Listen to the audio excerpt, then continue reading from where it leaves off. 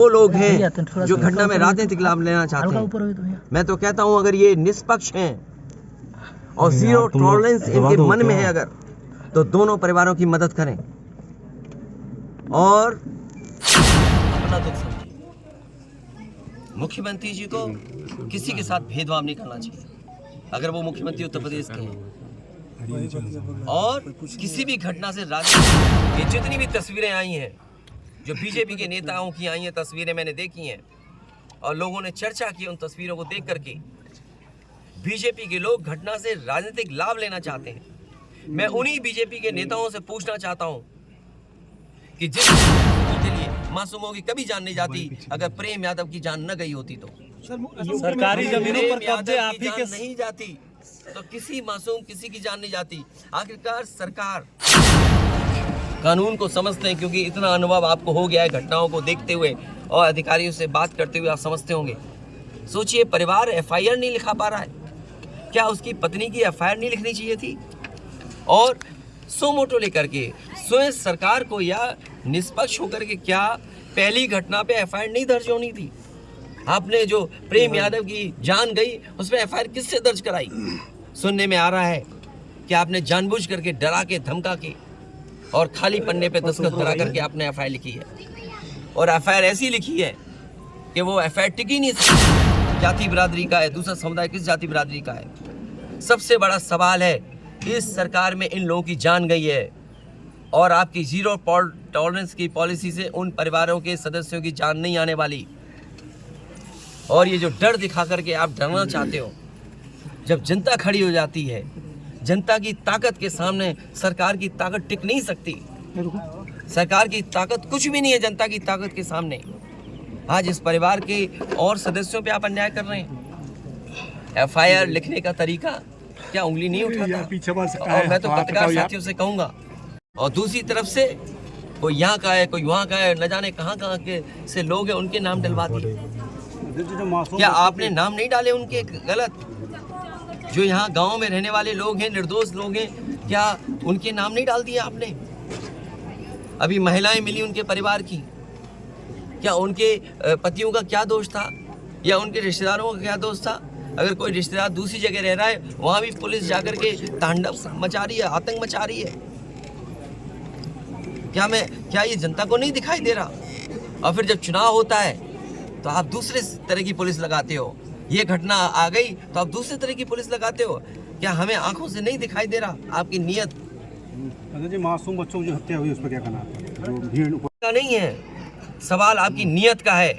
और आपने अपने फैसले में ये स्वीकार कर लिया है कि आपके अधिकारी गलत थे और गलत अधिकारियों अगर नहीं थे वो अधिकारी गलत, तो बताइए आपको 20 अधिकारियों को सस्पेंड करना पड़ा। जो अधिकारी यहाँ रह भी नहीं रहे, कभी नौकरी किए थे, आपने बड़े अधिकारी क्यों छोड़ दिए आपने? क्या उनकी जिम्मेदारी नहीं बनती? अगर आपको ये महसूस हो रहा था कि छोटे अधिकारियों की कारण ही ये जमीन इस तरह के विवाद बढ़ा है, तो आपने बड़े अधिकारियों को क्यों छोड़ दिया? आपकी जीरो टॉलरेंस की पॉलिसी कहाँ चली गई? और फिर आप इस घटना से राजनीतिक लाभ लेना चाहते हो? आप कोई बात नहीं, देखिए मेरी जिम्मेदारी ये है, देखिए मैं जानता हूँ और ये बात आप भी जानते हो। और जब मैं पहुँचा हूँ तो मैंने वो बाइट भी सुनी है, एक चैनल के माध्यम से कुछ खबर आई, हालांकि मैं सिग्नल या उसके नेटवर्क ना आने की वजह से मैं नहीं सुन पाया। जो बात मुझे समझ में आई कि वो परिवार नहीं मिलना चाहता, ये उसकी भावना है और उसकी बेटे की भावना नहीं हो सकता हो। कुछ ऐसे नेता हैं जो उसको समझा रहे होंगे कि तुम मत मिलना, तुम उनको नीचा दिखा दो, अपमानित कर दो। सवाल ये नहीं, हम किसी के भी दुख में शामिल होने आए हैं। इसीलिए मैंने कहा, आपने जब बुलडोजर से किसी की माँ और बेटी को जला दिया गया और बुलडोजर चल गया, आप उस परिवार के उस बेटे से मिलने नहीं गए। उस बेटे को इस सरकार ने ठंड में नंगा किया था। अरे हम तो कहते हैं उस बेटे से तुम क्यों नहीं गला मिलते हो जाकर के? क्यों नहीं मिलती जाके सरकार? मैं आर्थिक सहयोग इस परिवार की भी, और अगर वो परिवार कहेगा तो मैं उस परिवार की भी मदद करूंगा। जमीन का विवाद आपके समय काल से ही चला आ रहा है। को मैं मानता हूँ डीएम ने जो बात कही कि रिटेलिएशन में वो घटना हुई, और उस समय किसके मन में, किसके दिमाग में क्या था, किस वजह से अंधकार छा गया, और फिर उस घटना की वजह से घटना हुई है, और घटना वो भी गलत है, घटना ये भी गलत है। अगर ये सवाल आप पूछते हो मासूमों के लिए, मासूमों की कभी जान नहीं जाती अगर प्रेम यादव की जान न गई होती तो। सरकारी जमीनों पर कब्जे आप ही के नहीं जाती तो किसी मासूम किसी की जान नहीं जाती। आखिरकार सरकार क्यों इस बात को छिपाना चाहती है कि प्रेम यादव को बुला करके मारा, और किसने मारा, धारदार से कैसे मारा। और यही नहीं, आप बताइए सुल्तानपुर में क्या एक ब्राह्मण डॉक्टर को ड्रिल से नहीं मार दिया? ड्रिल से, क्या ड्रिल से नहीं मारा? क्या उनके परिवार के बच्चों को आपने गले लगाया? क्या उनके परिवार के सदस्य अस्पताल मिलने गए? क्या आपने सोशल मीडिया के लिए वो तस्वीरें खिंचवाई कि उनसे गले मिलते हुए तस्वीर खिंचा लें? मैं जानता हूँ दुख किसी के जाने का, किसी के खोने का। आज हम जरूर इस परिवार के साथ हैं या और लोग हैं, लेकिन जब वो अकेले बैठेंगे, कभी याद आएगी उनके परिवार के सदस्य की, तो उन पर क्या गुजरेगी सोचिए आप। किसी भरोसे के साथ और अपनी मोटरसाइकिल से यहाँ से वहाँ प्रेम यादव पहुँचे, उसके बाद उनकी जान ले ली गई। मैं यही कहना चाहता हूँ इस मौके पर, मुख्यमंत्री जी का गृह जनपद है, मंडल मत बोलिए, क्योंकि दूसरा जिला, बगल का जिला भी घर मानते हैं। देवरिया, गोरखपुर, कुशीनगर, महाराजगंज, वो अपने आप को दावा करते हैं कि वो घर है उनका, और जनता ने वोट भी दिया उन्हें। लेकिन जीरो टॉलरेंस वाले लोग इस तरह की भेदभाव फैलाएंगे, इस तरह की घटना होने देंगे, और फिर उसका राजनीतिक लाभ लेना चाहेंगे आप। ये जितनी भी तस्वीरें आई हैं, जो बीजेपी के नेताओं की आई हैं तस्वीरें, मैंने देखी हैं, और लोगों ने चर्चा की उन तस्वीरों को देख करके। बीजेपी के लोग घटना से राजनीतिक लाभ लेना चाहते हैं। मैं उन्हीं बीजेपी के नेताओं से पूछना चाहता हूं कि जिस समय विकास दुबे उसकी गाड़ी पलटा करके इनकाउंटर किया था, तो क्या उसके परिवार के लोगों से आपने गले लगाया था, गले मिलने गए थे आप? और याद कीजिए वो जगह कानपुर देहात की, जहां एक पिता के सामने उसकी पत्नी और उसकी बेटी की जान ले ली बुलडोजर ने आग लगा करके। क्या ये बीजेपी के लोग उनके परिवार के लोगों से गला मिलाए लगे थे जाकर के? और मुझे याद है जब उसका परिवार का बेटा डीएम आवास में धरना दे रहा था ठंड में, उसके पूरे कपड़े उतरवा करके पुलिस ने पीटा था, उसको मारा था। उत्तर प्रदेश के लोग वो घटना भी नहीं भूलेंगे कि जहां पे एक आईपीएस ने एक ब्राह्मण परिवार की जान ले ली थी। आईपीएस उत्तर प्रदेश नहीं रह पा रहा था, भगोड़ा बन गया था, अंतर्गत उसको जेल जाना पड़ा। तो बीजेपी के लोगों से मेरी यही सलाह है, बहुत छोटे लोग हैं, किसी के दुख में चश्मा लगा करके तुम दुख प्रकट करना चाहते हो? इससे ज्यादा घटिया काम राजनीति में कोई नहीं कर सकता। ये वो लोग हैं जो घटना में राजनीतिक लाभ लेना चाहते हैं। मैं तो कहता हूं अगर ये निष्पक्ष हैं और जीरो टॉलरेंस इनके मन में है अगर, तो दोनों परिवारों की मदद करें, और भेदभाव नहीं होना चाहिए। आप बुलडोजर से इस घर को डराना चाहते हैं।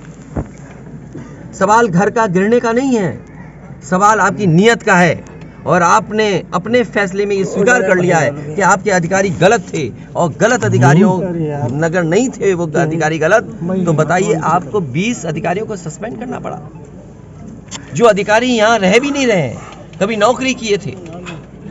आपने बड़े अधिकारी क्यों छोड़ दिए आपने? क्या उनकी जिम्मेदारी नहीं बनती? अगर आपको ये महसूस हो रहा था कि छोटे अधिकारियों के कारण ही ये जमीन इस तरह के विवाद बढ़ा है, तो आपने बड़े अधिकारियों को क्यों छोड़ दिया? आपकी जीरो टॉलरेंस की पॉलिसी कहां चली गई? और फिर आप इस घटना से राजनीतिक लाभ लेना चाहते हो। आप सवाल ये नहीं है कि एक समुदाय किस जाति बिरादरी का है, दूसरा समुदाय किस जाति बिरादरी का है। सबसे बड़ा सवाल है इस सरकार में इन लोगों की जान गई है, और आपकी जीरो टॉलरेंस की पॉलिसी से उन परिवारों के सदस्यों की जान नहीं आने वाली। और ये जो डर दिखा करके आप डरना चाहते हो, जब जनता खड़ी हो जाती है, जनता की ताकत के सामने सरकार की ताकत टिक नहीं सकती। सरकार की ताकत कुछ भी नहीं है जनता की ताकत के सामने। आज इस परिवार के और सदस्यों पे आप अन्याय कर रहे हैं। एफआईआर लिखने का तरीका क्या उंगली नहीं उठाता? और मैं तो पत्रकार साथियों से कहूंगा कि आप में से कुछ लोग कानून की जान मैं आपसे कह रहा हूँ, आप पत्रकार साथी हैं। सर, आप नहीं, कोई इंडिया देखिए, गठबंधन में है, आर्थिक सर, सहायता सर, नहीं। ये आप परिवार अगर पढ़ेगा लिखेगा, जो पढ़ाई करना चाहेगा, जो मदद करेगा, मैं करूंगा मदद। यूपी में सर, आप इंडिया गठबंधन में है, सर, इस परिवार की हम मदद करेंगे और मैं सरकार से कहूंगा कि अगर वो सरकार मदद करती है तो दोनों परिवार की मदद करें। सर जो इंडिया गठबंधन में मध्य प्रदेश में समाजवादी कांग्रेस और सर, सबका सरकार की तरफ से ये कहा जा रहा टिकट है जो- कि न्याय हो रहा है, मगर यहाँ साफ साफ दिख रहा है जातिवाद हो रहा है। इसको किस तरीके से देखते हैं? देखिए, सबका साथ, सबका विकास की बात करते इसीलिए हैं, मैंने बात कहा, करते हैं। देखिए, योगी की सबसे बड़ी परिभाषा यही है, जो दूसरे का दुख अपना दुख समझे। मुख्यमंत्री जी को किसी के साथ भेदभाव नहीं करना चाहिए अगर वो मुख्यमंत्री उत्तर प्रदेश के हैं, और किसी भी घटना से राजनीतिक लाभ नहीं लेना चाहिए। अगर इस सरकार ने न्याय दिया होता, न्याय पहले दिन से देना शुरू किया होता, तो शायद हम लोगों पे भी दबाव नहीं बनता कि हम आते हो घर परिवार के लोगों से मिलते आकर। सर, कांग्रेस के लोग कह रहे हैं कि आप बीजेपी को फायदा पहुंचाना चाहते हैं मध्य प्रदेश देखिए, में, सर। सुनिए, ये बात भी कांग्रेस के मुंह से अच्छी नहीं लगती। सर यूपी में बदला लेंगे उसका। नहीं, बदला बदली बात मत करो, बदले बात देखिए, अयोध्या भी मंदिर में जाएंगे। हाँ, सुन जाइए। ये विषय इसलिए मैं नहीं उठाना चाहता हूँ कि ये हमारे लिए देवरिया कांड बड़ा विषय है और न्याय में संतुलन हो, न्याय में संतुलन हो, ये सरकार की जिम्मेदारी है। देवरिया कांड मैंने पहले से कहा, ये समाज के लिए और मनोविज्ञान के लिए ये बड़ी चीज़ है कि आप समझें कि अगर एक परिवार के साथ घटना होती है तो दूसरे परिवार का मनोविज्ञान क्या होता होगा। और ये डीएम ने खुद कहा कि ये रिटेलिएशन में घटना हुई है और फिर शासन प्रशासन के लिए और न्याय के लिए ये बड़ी जिम्मेदारी है। खड़े टहरा नहीं आ रहा है। धन्यवाद देता हूँ कि आप लोगों ने लगातार घटना के बारे में समय समय पर जानकारियाँ दी। देवरिया कांड शासन प्रशासन और न्याय के लिहाज से बहुत ही महत्वपूर्ण है और जिस तरह की घटना हुई है, हम सभी लोग मिलकर के उस घटना का निंदा करते हैं। ऐसी दर्दनाक घटना उत्तर प्रदेश में देखने को नहीं मिली। इधर ऐसी घटनाएं नहीं हुई थी कि जहां पर इस तरह का घटनाक्रम हो कि लोगों की एक साथ इतने लोगों की जान चली जाए। जिस समय घटना हुई उसके बाद सभी चैनल टीवी और सबने जानकारी देना शुरू कर दिया।